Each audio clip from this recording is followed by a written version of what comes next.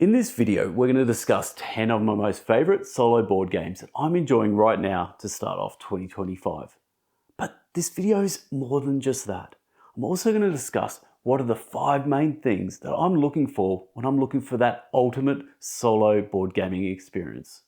Now, the first thing I always look for when I'm looking for the ultimate solo board game is I'm looking for an Automa AI bot to play against. Now, if you've never played against one of these, well, what the bot's trying to do is mimic that human behavior, mimicking a second or third player and just giving you that experience, that almost erratic experience of having someone playing against you. Now, there's a couple of things I always look for in the ultimate Automa system. Firstly, I want it to be challenging but fair. I want to feel like I actually have someone against me that's pushing me to be better. But if it's just too much and you're never beating it, well, that's not fun either. So it's finding that balance. The next thing I always look for is an easy to run Automa. Now, if you're spending more time upkeeping the AI bot than you are enjoying and playing your own game, then something is wrong with that bot. So when you get the ultimate experience of all of that gelling together, then you're going to find yourself one hell of an incredible solo experience. In Wyrmspan, you play as an amateur dracologist, where you're building a sanctuary for dragons of all shapes and sizes. Your sanctuary begins with 3 excavated spaces, but over the course of the game, you'll excavate additional spaces in your sanctuary and try to entice dragons to live there, chaining together their powerful abilities and earning the favour of the Dragon Guild. Earth is a tableau builder with countless strategic possibilities. Over thousands of years, Earth has created the most unique and beautiful flora and fauna. In this game, you're going to create a self-supporting engine of growth, expansion and supply, where even your unused plants become compost for future growth. The second thing I look for is high replayability.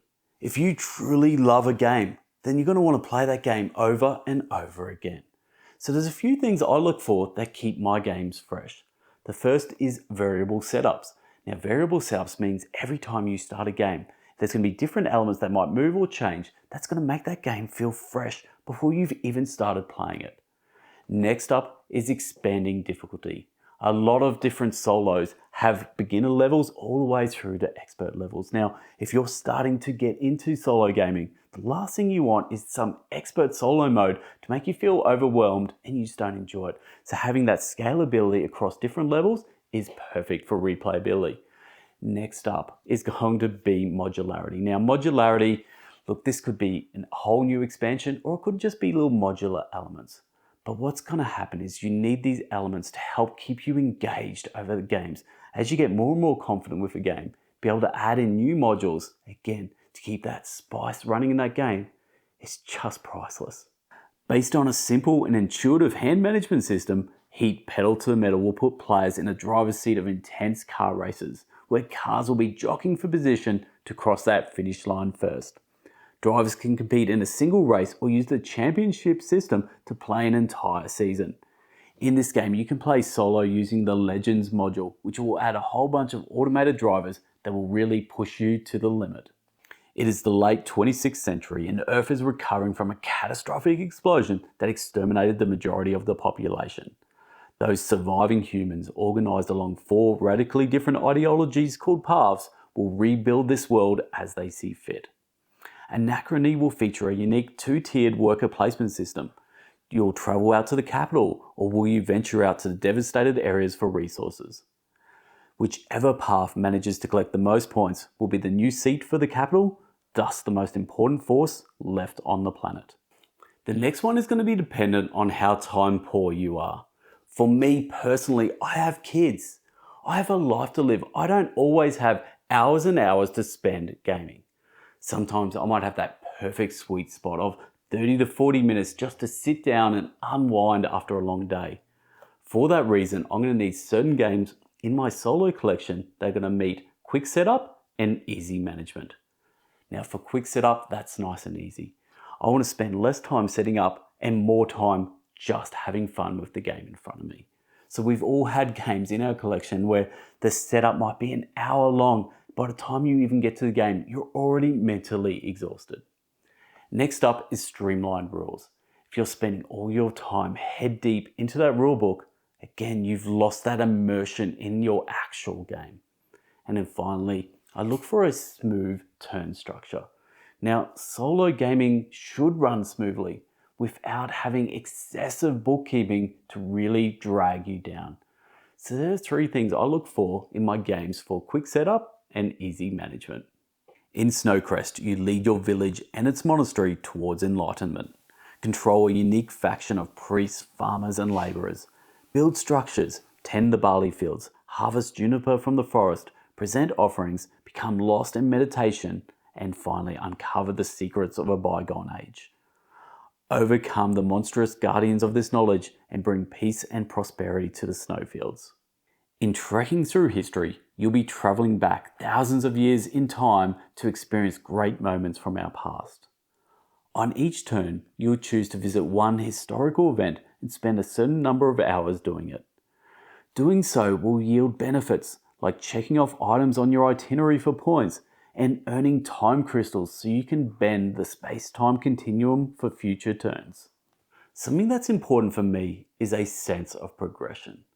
The very best solo board games out there are where you're constantly improving.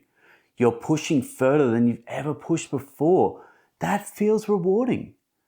Now, this could pretty much epitomize campaign and legacy style games for me, where you're constantly evolving, you're adapting, you're changing, the gameplay's changing with you, but you feel that sense of accomplishment as you grow further and further along the game. But it's not just character development. What about strategy development? Have you ever played a game where you maybe gone down a certain strategy constantly and all of a sudden something clicks and you feel like, boom, here's a new strategy and all of a sudden you're getting the best solo score you've ever gotten? How great does that make you feel? It is that sense of progression that I look for in my solo gaming. In Aeon's End Legacy, you'll start off as a young apprentice and finish up as a breach mage. You first heard stories of these famous breach mages. Brahma, the wisest of all, Desmodia, the master of magic, Mist, the tactical genius, and Malistar, the magical craftsman. These mages are your heroes, and tomorrow, after your ordeal, you will join their ranks. Each of you must overcome your ordeal to learn discipline and focus. These are the tools that you'll need to defend Gravehold. Dungeon Legends is played over 5 chapters, with each chapter describing the party's expedition deep into a dungeon. They must brave searing flames, unravel the enigma of ancient machinery, explore forsaken mines rich with magical dust, and ultimately confront an ageless evil. Each player will embody a hero with a unique deck of cards reflective of their own individual style. As the game unfolds, you'll discover new cards that will expand your abilities. Can you defend the monsters in Dungeon Legends? And finally, for me, I always look for strong story and immersion in a game. Now, this isn't going to be as important to everyone, but it's very important to me. I love losing myself in a world. I love losing myself in that game forever, how long I'm playing it. I love being invested in that world. So a strong theme really does help for me for a game. I think almost theme is probably one of the most important things that I look for in any game that I purchase. But finally, it's also having those moments, those special moments with a game. I want a game to be memorable, and it could be just a small little snippet of a game, but there's that memorable moment that makes me think back and just smile and just understand this is why I game. This is why I play solo games. These are those moments that I cherish. This is why we have the greatest hobby of them all.